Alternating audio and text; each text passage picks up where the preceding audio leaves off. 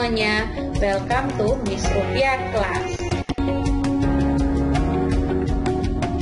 Oke, sebelum mulai belajar, jangan lupa jargon Miss Rupiah Class dulu ya, biar semangat. Akuntansi, gampang, asyik, dan menyenangkan. Nah, sebelum kita belajar ke materi akuntansi, kita akan bahas dulu nih, kenapa sih kita perlu belajar akuntansi? Bukannya akuntansi itu ribet ya? Terus banyak banget tuh bikin tabel lah, kolom lah, atau segala macam. Belum lagi kita harus ngitung uang orang, bukan uang kita. Nah, jangan salah, ternyata akuntansi ini sangat banyak sekali manfaatnya. Yang jelas, secara umumnya, kalau kita belajar akuntansi, gunanya untuk apa? Untuk kita bisa mengatur keuangan dengan baik, khususnya dalam mengelola pendapatan dan pengeluaran kita nantinya. Agar jangan sampai besar pasak daripada tiang. Nggak lucu ya? Nah, intinya, yang belajar akuntansi bukan hanya untuk orang yang mau kerja di bidang keuangan saja, tapi kita semua memang perlu belajar dan wajib tahu bagaimana caranya agar kita bisa memanajemen uang dengan baik. Baiklah, pada topik kali ini kita akan membahas mengenai akuntansi sebagai sistem informasi. Nah, yang pertama kita bahas apa dulu nih? Definisi akuntansi tentunya. Oke, jadi akuntansi biasanya sering juga disebut sebagai bahasa bisnis atau bahasa pengambilan keputusan. Banyak sekali definisi akuntansi menurut para ahli, tapi bisa kita tarik kesimpulan atau secara umumnya akuntansi didefinisikan sebagai suatu proses pencatatan, penggolongan atau pengklasifikasian, peringkasan, pelaporan, dan penganalisaan dari transaksi keuangan suatu organisasi untuk pengambilan keputusan bagi para pemakai informasi keuangan tersebut. Nah, for your information nih guys, the father of accounting itu namanya Luca Pacioli, dan Luca Pacioli ini juga membuat sebuah buku dengan judul Summa de Arithmetica Geo. Oke, kita akan mulai bahas yang pertama dulu nih tentang karakteristik kualitas dari sistem informasi. Ada beberapa karakteristik dari kualitas sistem informasi. Yang pertama, dapat dipahami. Artinya, laporan keuangan yang kita sajikan itu sangat mudah dipahami oleh pemakai informasi. Yang kedua nih, relevan. Artinya adalah laporan keuangan yang kita sajikan itu sudah sesuai dengan tujuan operasi perusahaan dan pemenuhan kebutuhan pemakai. Lalu, keandalan. Artinya, laporan keuangan yang kita susun dapat dipercaya, jujur, dan tidak menyesatkan. Kemudian, netralitas. Artinya, laporan keuangan yang kita sajikan itu tidak memihak kepada siapapun. Dan yang terakhir, dapat dibandingkan. Artinya, laporan keuangan yang kita buat atau kita susun itu bisa kita kaitkan atau kita bandingkan antara periode yang sekarang dengan periode sebelumnya. Dan laporan keuangan yang disajikan oleh perusahaan kita itu bisa juga kita bandingkan dengan perusahaan lain yang sejenis. Itu ya guys ya, karakteristik dari kualitas sistem informasi akuntansi. Nah, selanjutnya kita akan bahas mengenai siklus akuntansi. Intinya, di dalam siklus akuntansi ini ada beberapa tahapan-tahapan. Yang pertama itu adalah tahapan pencatatan. Di dalam tahapan pencatatan ini terdiri dari kita membuat jurnal umum, di mana jurnal umum ini kita ambil dari bukti transaksi yang tersedia. Nah, Kemudian tahapan berikutnya apa? Tahapan berikutnya adalah kita melakukan pengelompokan. Pengelompokan berdasarkan akun masing-masing, yaitu ke dalam buku besar. Kemudian selanjutnya kita akan membuat yang namanya pengikhtisaran. Nah, pengikhtisaran ini didapat dari mana? Dari neraca saldo, dan akan kita lakukan pengikhtisaran ke dalam ayat jurnal penyesuaian. Lalu kita sajikan dalam bentuk kertas kerja. Nah, setelah selesai di kertas kerja, kita akan masuk ke tahap berikutnya, ini pelaporan. Di mana dalam pelaporan ini kita akan membuat laporan keuangan. Ada beberapa laporan keuangan yang harus kita buat. Di antaranya laporan laba rugi komprehensif, laporan perubahan ekuitas, laporan posisi keuangan, dan yang terakhir laporan arus kas.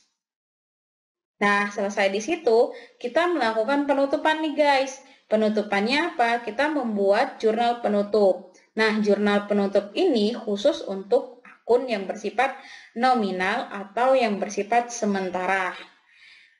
Dan setelah jurnal penutup, maka terakhir kita akan buat neraca saldo setelah penutupan. Di mana di neraca saldo setelah penutupan ini hanya tampil atau tersisa akun real, yaitu aset, liabilitas, dan ekuitas.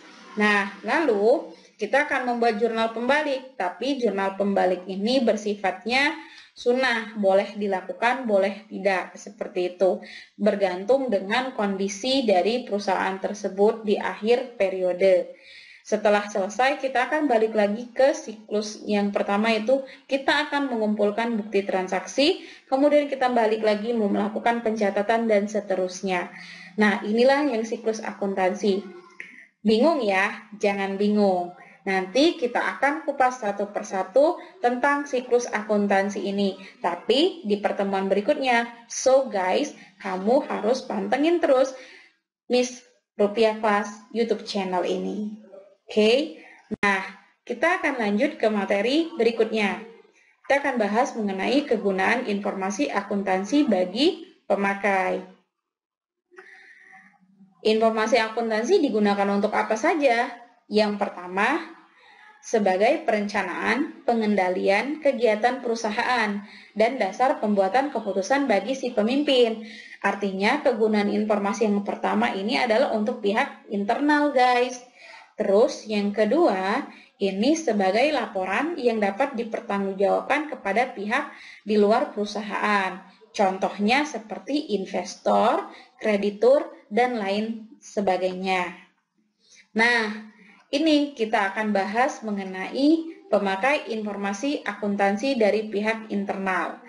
Ada dua nih, yang pertama CEO atau pemimpin perusahaan, dan yang kedua ada manajer. Kenapa pemimpin perusahaan dan manajer dikatakan sebagai pemakai informasi akuntansi pihak internal? Karena mereka mengelola atau menjalankan langsung perusahaan. Jadi, mereka sebagai informasi akuntansi dari sisi pihak internal. Nah, kita akan lanjut ke pemakai informasi akuntansi pihak eksternal. Pertama, ada investor. Siapa sih investor itu? Investor adalah orang yang menanamkan modalnya pada suatu perusahaan. Nah, lalu gunanya untuk apa investor tahu tentang informasi akuntansi? Gunanya adalah untuk menentukan apakah mereka akan melakukan penambahan atau pengurangan atau pencabutan modal di perusahaan tersebut. Kemudian ada masyarakat. Masyarakat membutuhkan informasi akuntansi terkait dengan keadaan perusahaan. Apakah perusahaan akan membuka lowongan kerja ke depannya atau justru akan menutup perusahaannya. Nah, berikut ada si konsumen. Konsumen membutuhkan informasi akuntansi dari suatu perusahaan untuk mengetahui bagaimana produk yang dihasilkan oleh perusahaan tersebut. Apakah kualitasnya benar-benar baik atau tidak? Lalu ada karyawan. Lah, karyawan kok eksternal, bukan internal.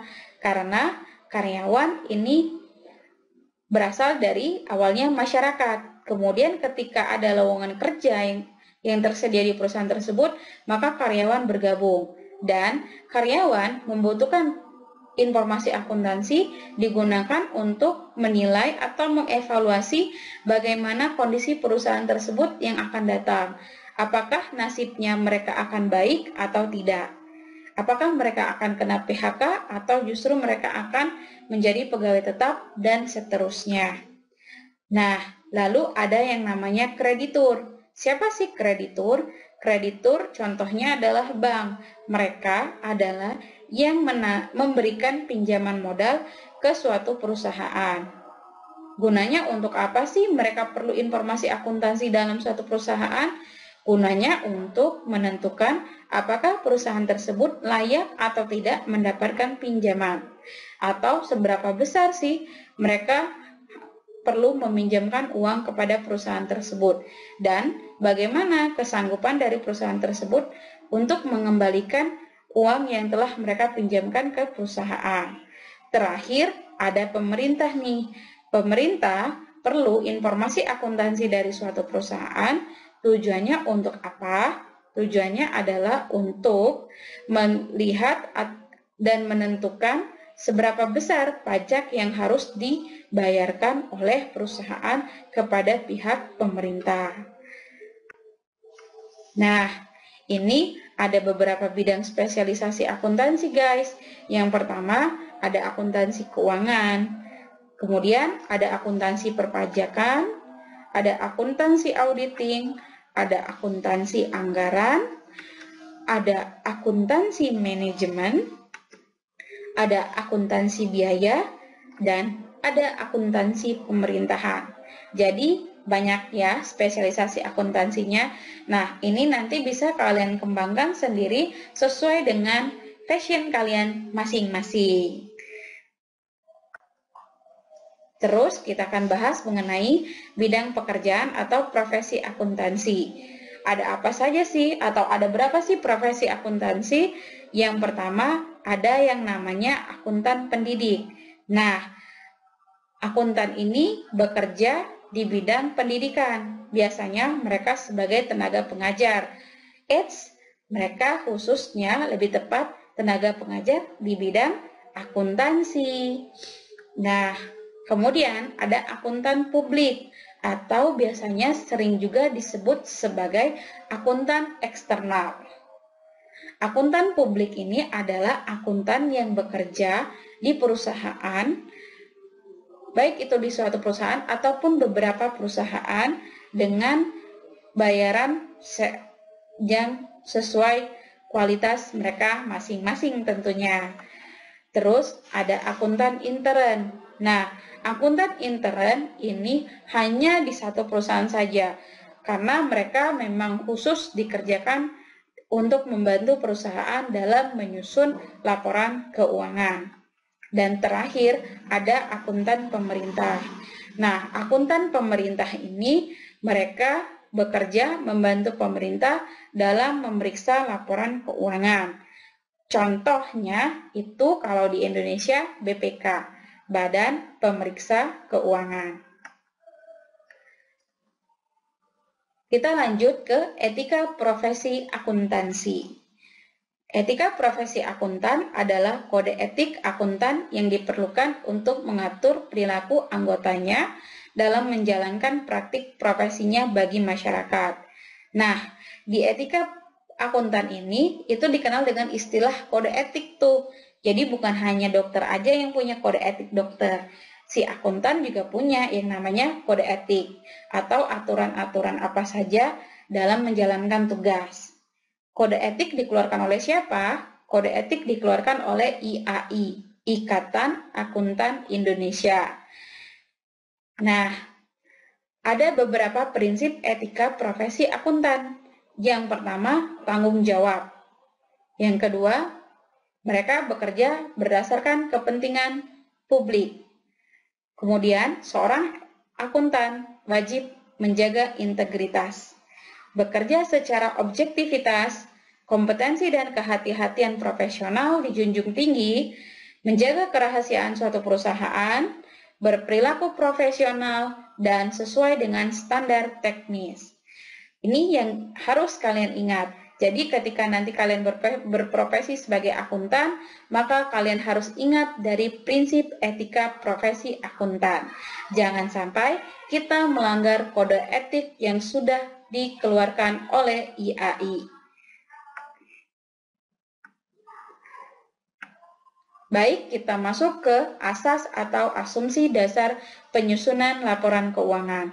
Yang pertama ada asas akrual basic, di mana dalam laporan keuangan harus disusun atas dasar akrual atau yang sebenarnya, atau sesuai dengan kejadian tentunya. Nah, kemudian ada yang namanya asas kesatuan usaha atau konsep entitas. Asas ini menyatakan bahwa harus adanya pemisahan antara kekayaan si pemilik dengan kekayaan perusahaan. Kemudian ada asas going concern atau kelangsungan usaha. Nah, asas ini menyatakan bahwa perusahaan tersebut akan berlangsung secara terus-menerus. Ini penting banget diperhatikan nih. Kenapa? Kalau kita karyawan, kita perlu tahu perusahaan itu bakalan lama apa enggak tuh. Kalau lama, kita mah aman kalau karyawan. Tapi kalau cuma sebentar, wah kena PHK atau kita harus cari kerja lainnya. Tapi ingat ya guys, mindsetnya kita bukan sebagai karyawan. Belajar akuntansi ini, kita asumsikan bahwa kita adalah sebagai pembuat perusahaan. Dan kita sebagai perancang laporan keuangannya. Lanjut, asas atau asumsi dasar penyusunan laporan keuangan berikutnya, yaitu asas pembandingan pengeluaran beban dengan penghasilan atau matching concept. Dalam laporan keuangan yang disajikan harus mempertemukan secara layak antara biaya yang dikeluarkan dengan pendapatan yang diperoleh dalam satu periode akuntansi yang sama. Kemudian ada asas harga perolehan atau cost. Nah, harga atau jasa yang dibeli atau diperoleh harus dicatat atas dasar biaya yang sesungguhnya. Dan asas stabilitas nilai uang. Asumsi ini menyatakan bahwa nilai uang akan stabil dari waktu ke waktu, sehingga nilai yang tertuang dalam laporan keuangan merupakan angka yang benar atas kekayaan perusahaan.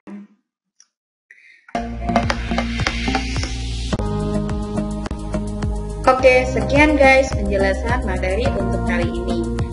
Nantikan terus YouTube channel Miss Rupiah Class. Jangan lupa ya guys ya untuk subscribe, like, and comment di channel ini. Karena akan banyak sekali materi akuntansi yang bermanfaat buat kalian semua. Terus jangan lupa untuk menekan tombol loncengnya ya guys ya, agar kamu dapat notifikasi terbaru dan kamu bisa nonton tayangan berikutnya. Terima kasih, arigatou gozaimasu, sampai jumpa lagi. Salam Miss Rupiah Class.